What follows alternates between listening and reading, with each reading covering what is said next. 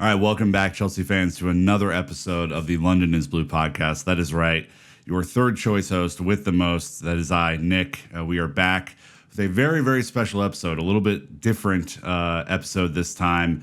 Instead of all the kind of latest and greatest news and notes about Chelsea Football Club, we're doing something new. We're going to try out a new format, and that's because we're interviewing comedian Karl Porter. Welcome to the show, Karl. Thank you very much. Pleasure to be on the show. Thank you for having me. Obviously, we're going to get into a whole bunch of football, a whole bunch of comedy. We're going to make this one fun. And you probably know Karl through your Instagram or TikTok feeds, where his viral goal celebration kind of hit us all about a month ago. But before we do that, of course, have to do the call to action.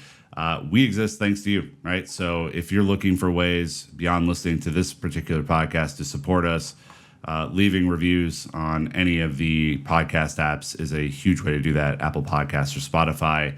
If you want to subscribe on YouTube, that's another free way you can help us. If you're interested in getting a little deeper into the conversation, of course, patreon.com/London Blue Pod is a perfect way to do that. We'd love to see you there. It really helps us get seen by even more people, climbing the charts here. So anything that you can do beyond just listening to the show is greatly appreciated. But look, we're not here to talk about the 5-star reviews. We're here to interview Karl. Like we were talking about before the show, your viral goal celebration bit on one of your recent shows kind of made it across the Atlantic into my entire group chat over here, Karl. Can you just talk about that bit and kind of what that did for you in terms of kind of awareness of your comedy and what you're working on?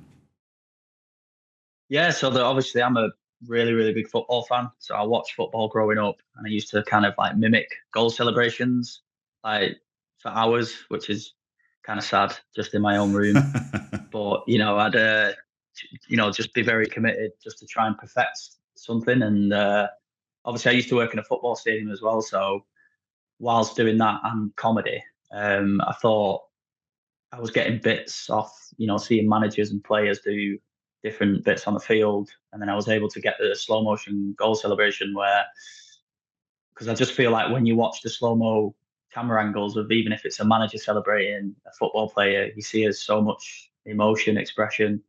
And I just see the funny side to it. So I just felt like I'll break it down, put it on stage and see how it goes. And yeah, I just never expected it to.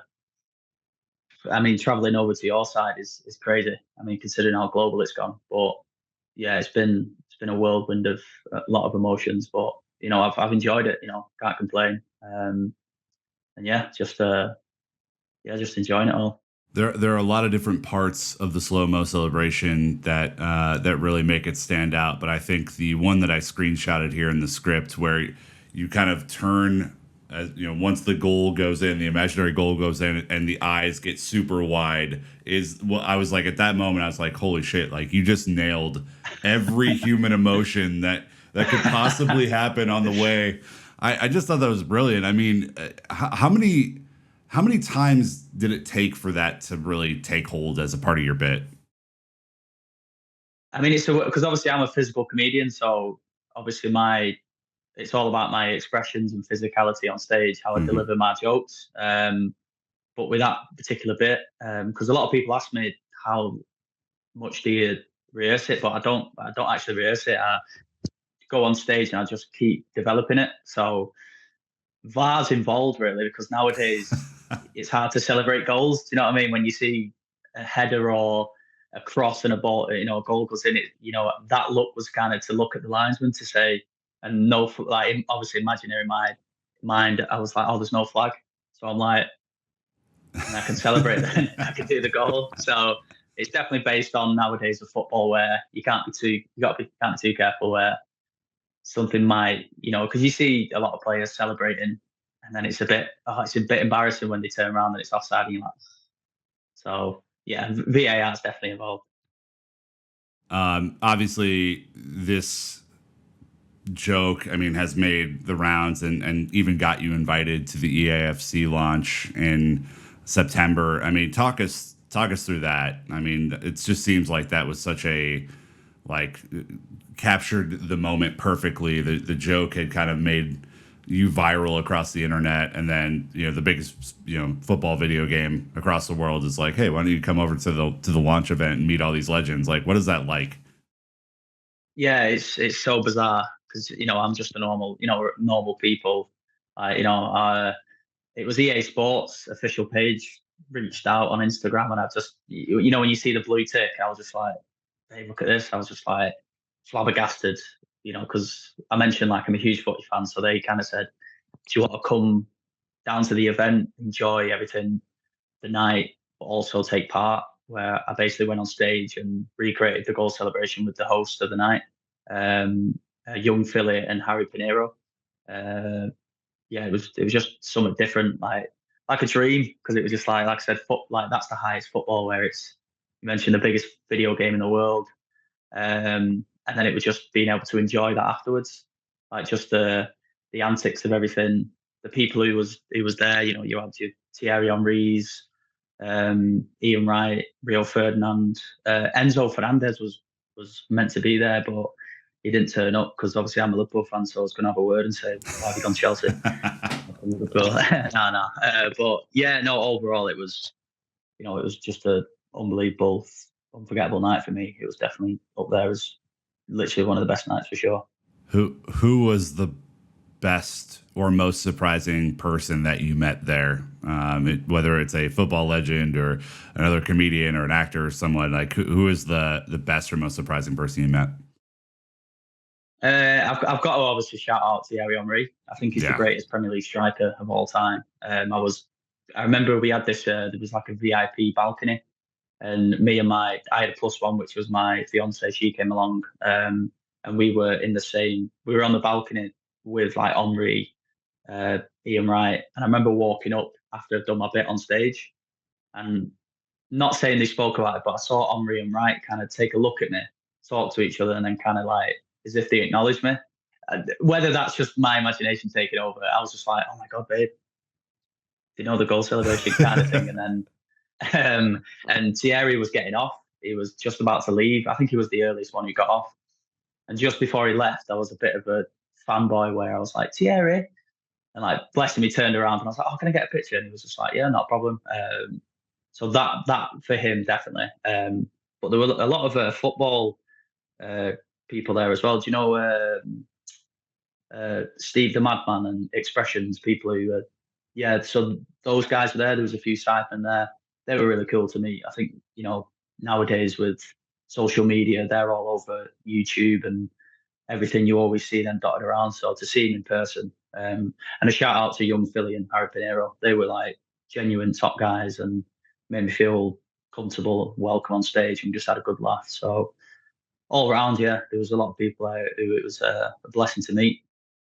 That's yeah, it's honestly incredible. I was I think just passing the goal celebration video around, and I look, it had to be like 2 weeks later after that thing went viral over here. I don't know what it was for you, but you're at the event, and I was like, holy shit, what an incredible capture of a moment that exists within the football landscape. So yeah, shouts to EA Sports for doing that. I thought it was a perfect integration, Oh, kind of the football and comedy side. So yeah, I was really happy for you.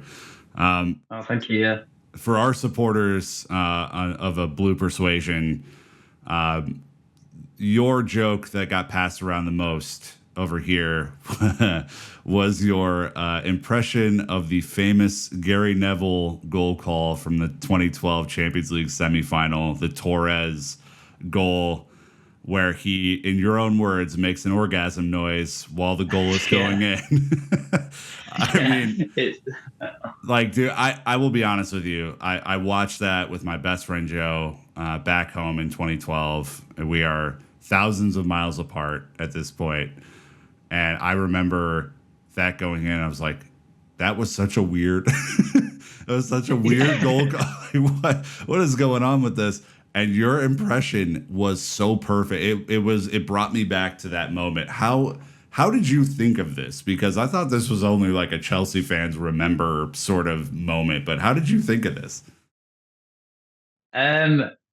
I think I go back to the goals, slow-mo goal celebration because it's different, and maybe I see other things in football.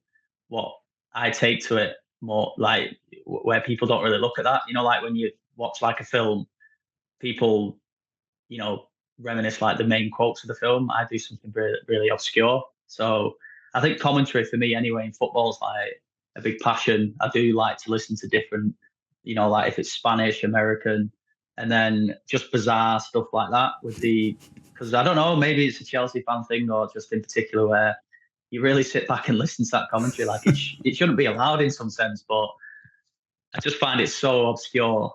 And I see the funny side of it because it's like, you know, it's just something, you know, something where commentary, it's just a crossover from, like I said, like in an orgasm noise, like you're in bed with a woman, but he makes it into commentary. I don't know. I just see the funny side of it, and you know, but it goes down well because I feel like it's very iconic over here, where people remember it because it's where Gary Neville became about as a commentator after his retirement as well. I think it was a year after he came out Yeah, of football. it wasn't long after So he retired, right? That he did that no, game. I think he retired in 2011. So for him to just a year later be involved in a huge game, and you know the cherry on the top, really, wasn't it? It's amazing. It was so funny. We'll have Jake put the audio of that joke in here. We won't make you risk your voice on the podcast with that because it's a hefty lift. But yeah, holy shit, was that funny, man? And have you actually met Gary? Have you done that impression to him yet? No, like so. We need to make that happen, man. We need to. Yeah, I'd love to make that happen. Because again, maybe he doesn't see it as iconic as everyone else does. Like it's people know Gary Neville, obviously a Man United legend, and you know he's a big pundit. But just like little things like that for me is like his most iconic thing for me. So because a lot of people tagged him in the video, what I posted on Instagram. So hoping because I follow him as well on Instagram. So hopefully maybe one day he just comes across it and he's like, right, I'm gonna have to go and see that guy, and then we'll just do it. I'll have a orgasm off or something. It sounds a bit weird, but, you I mean, know. well, we'll rename that, but yeah, Yeah, I essentially, was gonna say. yeah. Yeah. Yeah, I just think the greatest thing could possibly be for you to do a stand-up set in Manchester and for him to turn up and for you to both be on the stage together doing that thing. That would be the greatest TikTok clip of all time for me personally, because I'm a Looney No, it'd Tune. be up there. Yeah, Jesus, that'll be it'd be all for the Chelsea fans as well. So yeah, that would be something special for sure. Do it for us, Carl. Please do it for us. We'll make it happen. All right, we're going to take a quick ad break and we will be right back with more football commentary with Carl.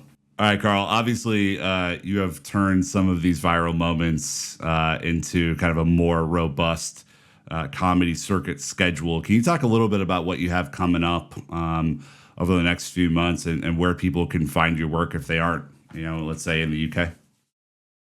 Yeah, so obviously I've got a few shows with Live Nation. It's actually in my bio on Instagram. I've got a few shows coming up I've got one in Liverpool on the 25th of November at the Hot Water Comedy Club, and the 26th of November I've got a show at the Glee Club in Birmingham. They're both Carl and Friends shows, so it'll be a case of me coming on stage and then doing bits in between three different acts who come on, do their material, and then I'll do a longer set at the end.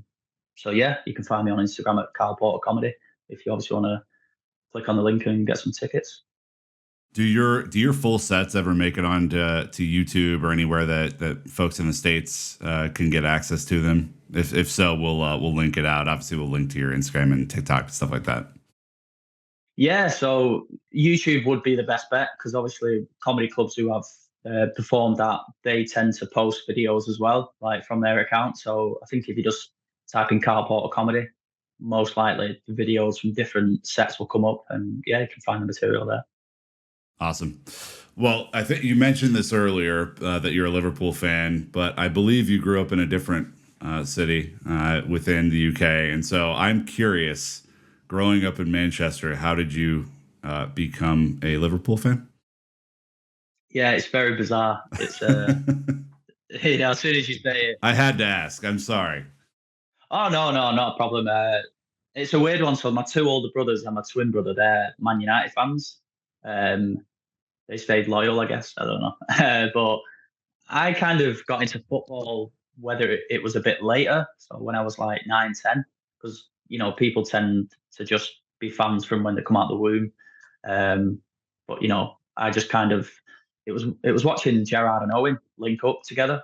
I remember just watching Gerrard, and he was obviously Steven Gerrard is a player known for just scoring goals outside the box for fun. And this like mesmerized me, where I was just like, God, this is like unbelievable. And Gerrard was definitely the first player I fell in love with. So that instantly connected me straight to Liverpool, and I just became a fan from that. And he's one of the most iconic players. I mean, I know he's not won the Premier League, but what he did for our club was couldn't thank him enough. So I've been a Liverpool fan since. Yeah. Uh, we had a little bit of mention about this before the show, but both Chelsea and Liverpool are coming off, let's say, difficult seasons last year. You guys fared slightly, and by slightly I mean much better than we did at the end. But we faced each other in the opener this season because, of course, that's what the schedulers would do instead of waiting until we were both playing better. What were your Yeah. thoughts at the beginning of the season? The first game is over; it's a 1-1 draw. What were your thoughts on that game? At first, because I remember Salah getting a goal disallowed to make it 2-0, and I thought, oh, it's his hair. It's like his hair is like offline, offside kind of thing. And I was like, trim your hair, Mo. But I think it was a fair result because Stamford Bridge, for me, is arguably one of the toughest stadiums to go to. Chelsea, one of the biggest clubs. We've got a big, big rivalry. So I felt like it was fair based on the fact that no one knew what to expect from both clubs. And I just think, like I said, getting a draw at Stamford Bridge, it can feel like a win at times. But yeah, I mean, obviously, I wanted the win, but I can't complain. It was fair result, and I think both teams are starting to kick on now as well. So it was a good job we played each other first time round, because if we played each other now and it was the same result, I'd be a bit more fuming. Just considering how we've kind of, because I never expected us to do so well at the moment in time. I think Chelsea's starting to click now. They've got a really good lot of results. Yeah. So yeah, happy with the 1 point.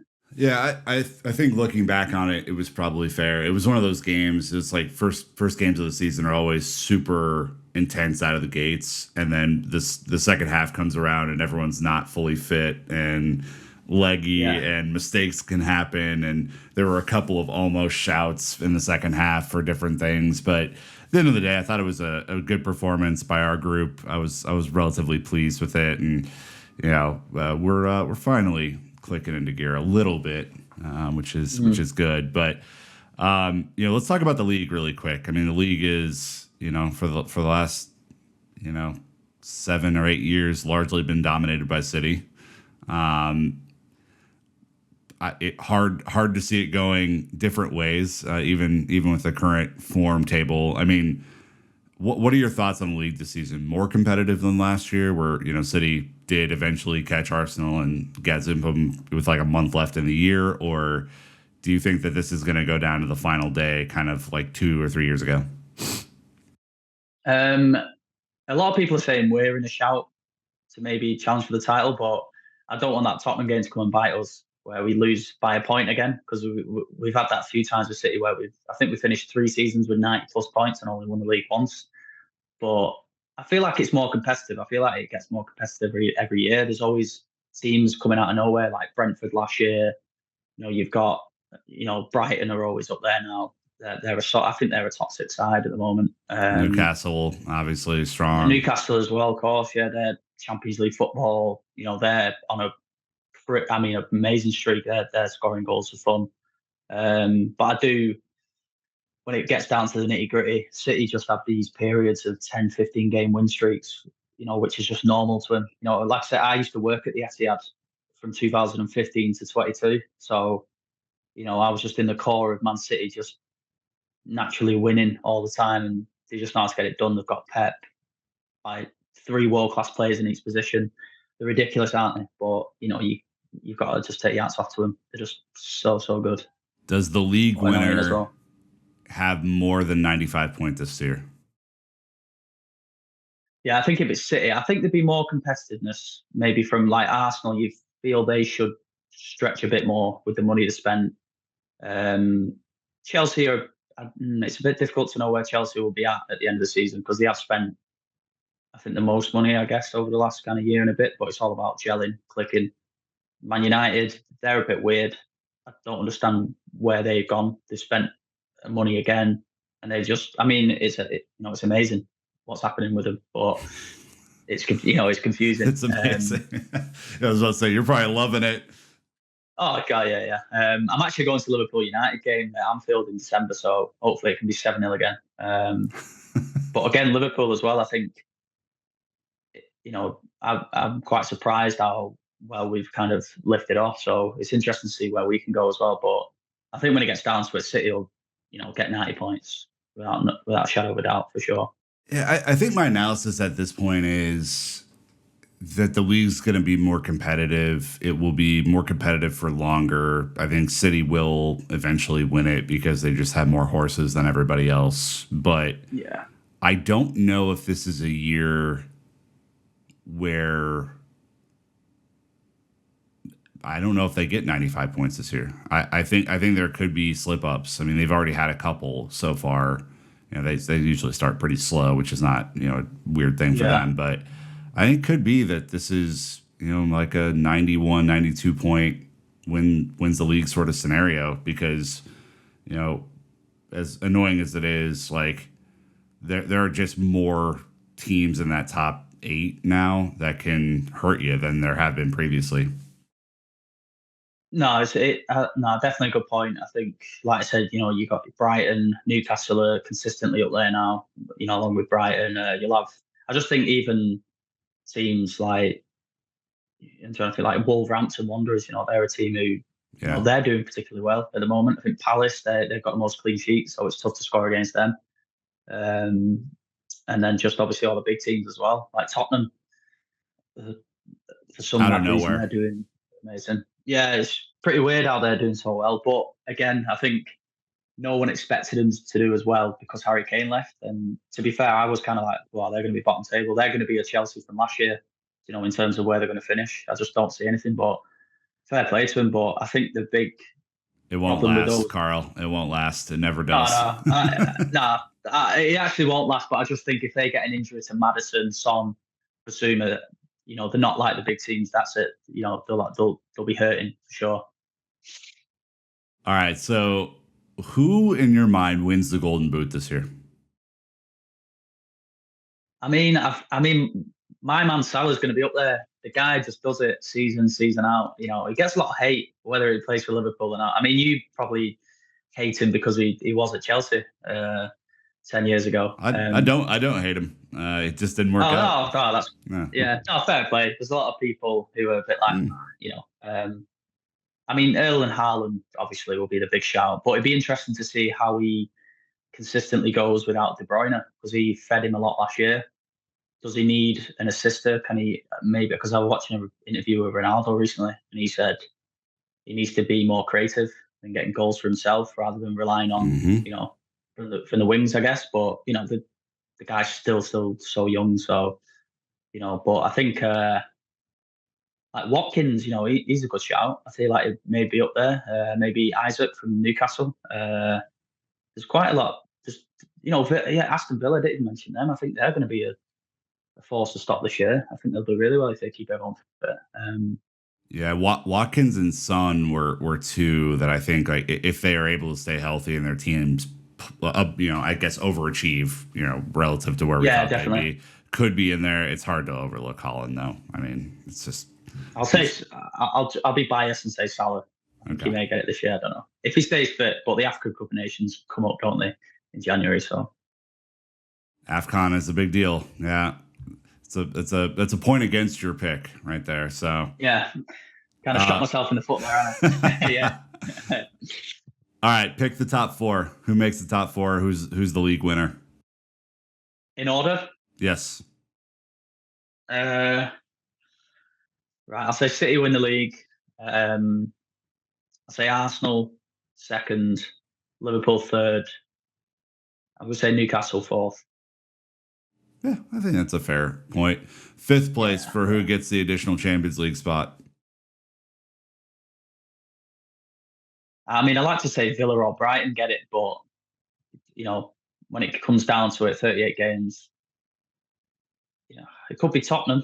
I mean, maybe Man United, but out of them two, I'd have to say Tottenham just because, you'd say the other way around, I guess. But yeah, I'll give it Tottenham. Yeah, it won't last, my friend. Don't worry about it. Which team will be the biggest surprise in the entire league? And it doesn't have to be one of the top five. It could be any team.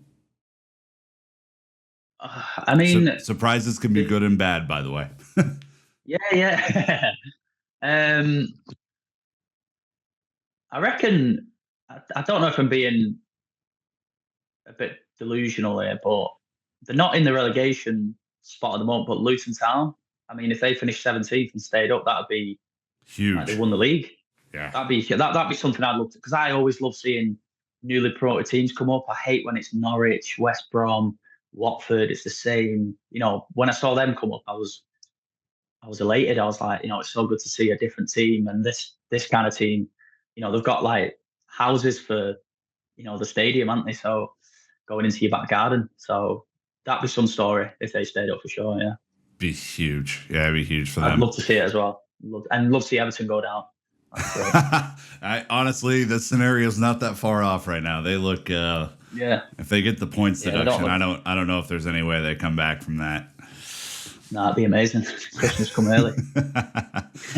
All right, here's some very serious, i.e., not that serious football questions. We'll kind of go in a bit of a rapid fire, okay? Yeah. Who is the funniest manager in the league? Right now? Yes. Ooh, I think I'd have to back my old manager, Klopp. I think his facial expressions just because sometimes they're demented at times, though. I mean, he contorts honestly, that thing. There's one way, I don't know if anyone saw it, but I remember watching a game and the camera was on him, whether he knew or not. This was what happened. He literally went.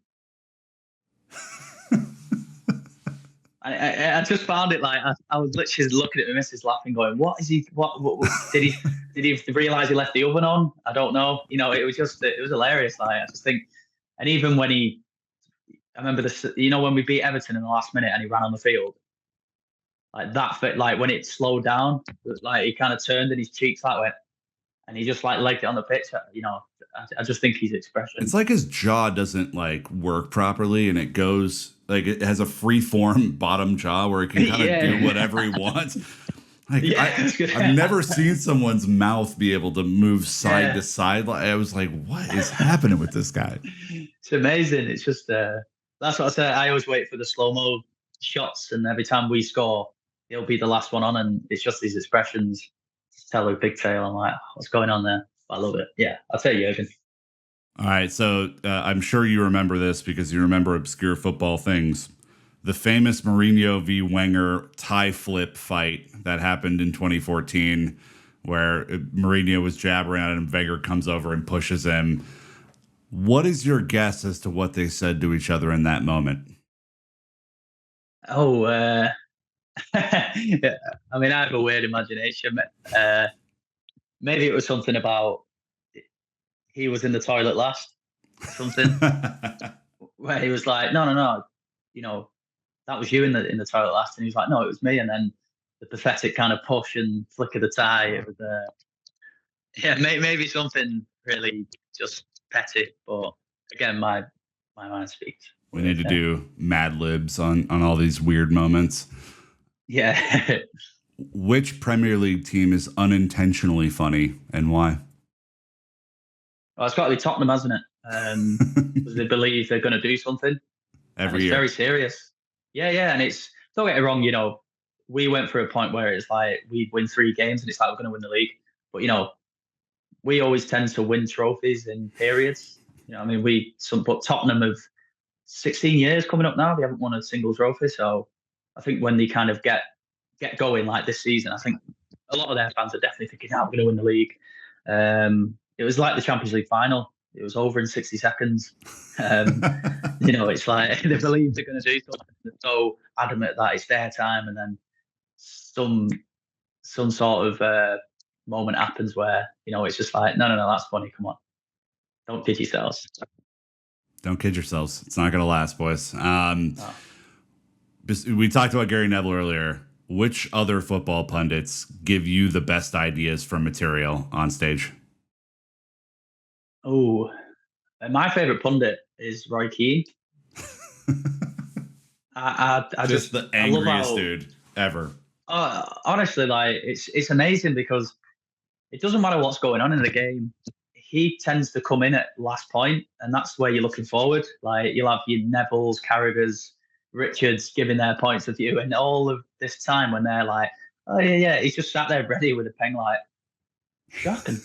And he'll just come in and he'll just rinse what's going on. So he definitely someone who I look at and think, "Oh, there's some material there." 100%. If I'm basing it off the pundit, it would be Roy Keane. Yeah, definitely. The Neville bit from the 2012 semifinal aside, what is your favorite bit of football commentary ever? And my shouts would be to Chris Kamara, just totally missing the game that he was at while he was there, which is, I think, probably the all-time classic football punditry moment. But what would be one that you remember that you're like, it's ingrained in your brain? There's probably a few for different reasons. I remember, I don't know why it's in my head, but Liverpool played United. Anthony Martial was announced on the scene, and he scored it. He scored his debut, and it was just a commentary of, "Oh yes, welcome to Manchester United," and it's just that welcoming of a player, so intense, and I think the other one would be, I think when Gerrard scored to make it 3-1 in the Champions League final, 2005 against AC Milan. I think it was very. I just felt like the commentary gave us something like they was part of the comeback. I remember the commentary. It was like Gerrard scored, and it was like, "Hello, hello, here we go, Steven Gerrard.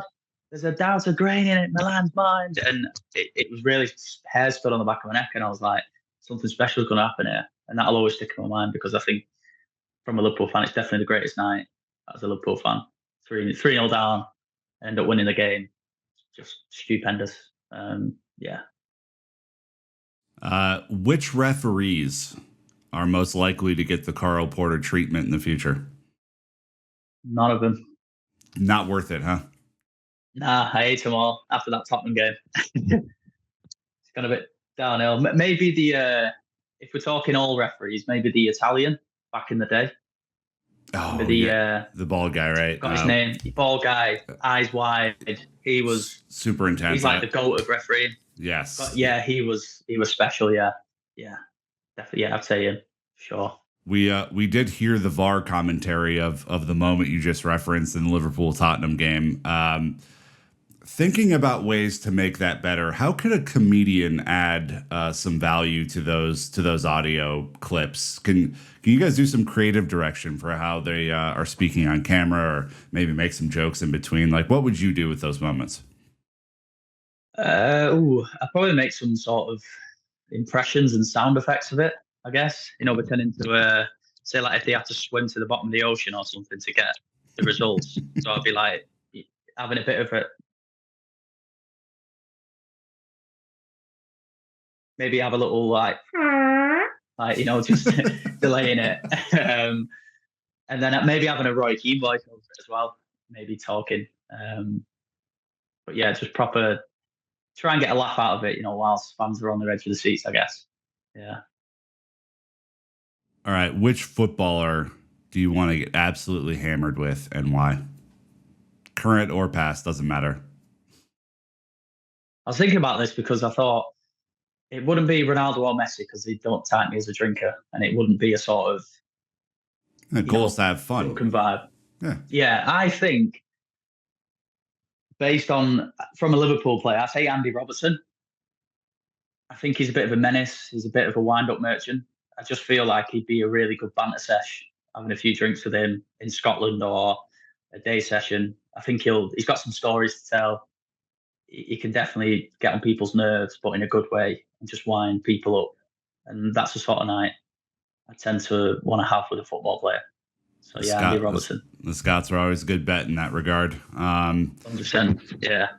More intimidating, a new comedy club that you don't know, or an away day at your rivals, whether it be United City, whoever. Oh, probably a game. I think so because I used to work at City a lot, obviously full time. So when the Liverpool City games, it was during when we were probably the only team getting a league off them. Yeah, I remember when we played them in the Champions League. Uh, so intense because they scored dead early, and I remember like I've still got to work the whole game, and honestly I was shaking. I was kind of like I'm literally in the core of Manchester, 50 odd thousand fans. Because stage for me, like it's adrenaline, like getting on stage and making people laugh, even if it doesn't go well. I know I can redeem myself, but for a game can mess up the entire weekend. If you're on a 12:30 kickoff, so I can kind of you know redeem myself if I do have a bad gig tonight. I could get back on stage tomorrow and lift myself. But yeah, I'd say a game for sure. Best away day in the league and why? Ooh, one I've been to, or Just, yeah, what one you've been to that you thought was awesome, that you had a really good time? to be honest, so my friend in university, his brother played for Newcastle, um, and we went to Old Trafford in the Newcastle away end, and Newcastle won. And to be in Manchester in Old Trafford, it was when it was the David Moyes days, and Newcastle won 1-0. And I've never kind of gloated at the fans, where you see them and you're like, and I was joining in. I had no idea what the songs were, but I just felt like a tune. And it was just, yeah, more or less, because it was Man United, I was just like, oh, this is great. Just to kind of rub it in the faces on their ground. Yeah, that was great. Best away day in Europe and why? I mean, I've heard a lot, and I think my dream stadium to go to would be Dortmund. Ooh, I just think yeah. that yellow wall, if it seems so intense, so intimidating, but I feel the experience would be something like no other in football as well. And they sing "You'll Never Walk Alone" as well. I think I do believe they do that. So Yep. I think just to be involved in that ground would be definitely something iconic and special. As a football fan as well, that'd be insane. Two more. Worst manager, Graham Potter in 2022 or Roy Hodgson in 2010? Oh God, They both lasted about 6 months and were canned, so I thought that was a pretty apt comparison. it's a weird one because I did genuinely want Graham Potter to do well because he was doing a tremendous job at Brighton. Like Roy Hodgson kind of nailed like the last nail in the coffin at that point because Benitez got sacked. All our best players were leaving. Gerrard stayed somehow. But yeah, that was probably the darkest days as a Liverpool fan I've seen, the Roy Hodgson era, and he just didn't handle anything particularly well. Some of the signings that he made were absurd. It was your John Joe Shelby's for 1.7 million, your Koncheskis. Yeah, just players who were kind of like Paul Konchesky was kind of like coming on the end of retirement, and it's like Liverpool are a big club. Like it Brad was insane. Jones from Middlesbrough. Like, Stuart sorry. Downing as well. No, I mean, I'm thankful to what team we've got now compared to 13 years ago. It was awful. Yeah, it was very very depressing. I'd say Roy Hodgson. Yeah, it's got to be Roy Hodgson just because he made my life as a Liverpool fan miserable. And I'm kind of thankful it was 6 months. He didn't run his contract all the way and to the end of the season. Would have been somewhat different. Okay, final question on the football side. Order these three Chelsea managers' facial expressions in from 1 to 3, from best being 1 and 3 being the worst. Got some real doozies here. Mourinho, Ancelotti, and Conte. Ah, I mean, Ancelotti's known for his eyebrow raise, but it's so iconic because he It is doesn't need to iconic. do anything. It's so iconic because he beat us in a final last year. So, and he did, Conte is very animated, and I love how he runs to his bench and just jumps on people. Mourinho again, he's a special one for a reason. Um, but he kind of went a bit miserable, didn't he? Uh, kind of Prime later years. Mourinho giving it to the fan, like the away fans. Oh, Oh he did man, it to us in the Carling Cup final when he walked past and he was like that. I was like, I hate him, but again, you wouldn't hate him if he was on your team. So Swaggy, yeah, yeah. yeah, it's difficult. I think I've got to put Mourinho first, just because I saw, he had a lot of spells at Chelsea. His Chelsea Liverpool volume, rivalry. the volume of facial expressions is wider with him, for sure. Yeah, it's amazing. And Chelsea and Liverpool's rivalry started with Mourinho and Benitez as well. You know, so yeah, I do that, and then I probably put Ancelotti just because he's one of the greatest managers of all time. Signature eyebrow, doing a bit of Dwayne Johnson, bringing it into football. Making it look But good. big shout. Yeah, 100%. For an older guy as well. I love that. I mean, Conte's big shout out to him because he did some bits at Chelsea when he came. He won a Premier League and an FA Cup in the space of a short time. And he's animated like Klopp, like Pep. Um, but I think the other two managers are above him in that sense. So yeah, so Mourinho, Ancelotti, Conte. I think that's the right order. I think Conte's Yeah, facial expressions are mostly exasperated or mad, and I think the yeah, yeah, the others are a little bit better. So that's a good one. All right, we're gonna take yeah. a final ad break here, and we're gonna come back and talk a little bit about comedy and get Carl out of here because he's given us a lot of his time. So we will be right back. All right, Carl. I'll be candid. I love comedy of all sorts. There's just something special about stand up comedy, though. The ability to kind of take a room and have it on a string and make people laugh is incredible. I think the people who can do it are amazing. What does that feel like for you to be up there and be able to go from maybe someone who doesn't know who you are, people who do know who you are, who know your act, and make them consistently laugh and of course even go viral with some of your jokes? Like what does that do for you internally? I think it's best feeling. I think laughter is so important in life. I think just be able to get on stage, something you've wrote, what you think's funny. Taking the risk of do other people find it funny, but to get on stage and just literally make strangers laugh, it's just amazing. It literally is the best feeling. You've given someone a good time, put a smile on the face, and you've come off and done what you love doing as well. So yeah, there's nothing better. It's such an adrenaline. It's genuinely like a drug as well. Like because once you get on stage and you're constantly doing it, you just want to keep getting up there, keep performing, and just giving some love out on stage with laughter. It's amazing. It's truly great. Yeah. Yeah, you're a pretty young guy. I mean, how did you get your start in comedy, and did you think that this was going to be your career path when you were younger? Yeah, I mean, obviously, I studied the comedy course at Salford University in Manchester, and I did a few gigs. Not like I didn't take it seriously until probably 2019, where I thought a few of my mates and family were like, you should be doing stand up, something involved in comedy, even if it's sitcom, television. So I started doing it in 2019 properly, and I was getting good laughs. But I think it's just all about developing as a comedian. And then once you start getting the bigger spots, then you find your comfort when you're doing like 15, 20 minutes. Like that's a long time on stage.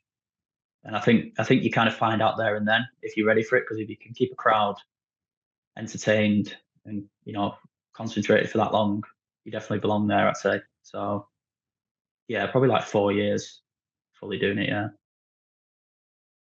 Does the 15 or 20 minutes seem long or really, really short while you're up there? depends how it's going because you Yeah, can, fair enough.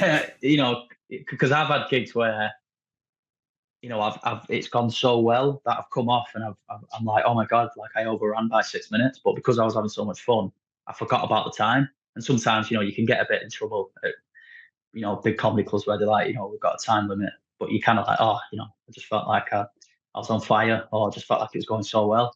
But then there's been times where I remember bringing my missus to it my first 15 minutes about 3 years ago. It was like the first 15-minute set, really pumped for it, and I died on my ass basically, and I lasted 7 minutes. Oh I no. didn't do half. Yeah, and she was Oh, at the front row recording with the phone, and minute by minute I saw the phone going more and more like that, oh no. and I just thought, God, this is a lot harder than I thought. So it can just differ from, but I think you remember the more worst gigs in my opinion, because it's just like it's a story to tell, So yeah. How does that impact? So you bomb on stage one time and you get up the next time and kill it. How does that impact your next gig? Does it make you want to go and do better? Do you want to crawl in a hole? Like, how does that feel? I think when I first got into it, yeah. I think when I bombed on stage, died on my ass, it was just like, yeah, this is not for me. I may take a different route, maybe get into writing or, television side of it. But then it's all part of the learning curve and it's the journey. You're never going to please everyone. You're never going to have every gig's not going to be 10 out of 10. So I've just kind of learned to just kind of roll with it. It's just like, it's going to happen, but it's just when it's going to happen. Because it's like sometimes you can be Man City, 10, 15 straight gigs. You're like, oh, I'm winning. And then you'll just have a blip where De Bruyne gets injured for 6 months and you're just like, oh, that was terrible. So yeah, I've definitely been able to handle it a lot better over the last couple of years for sure. Who are your comedy idols? Who do you look up to in the space?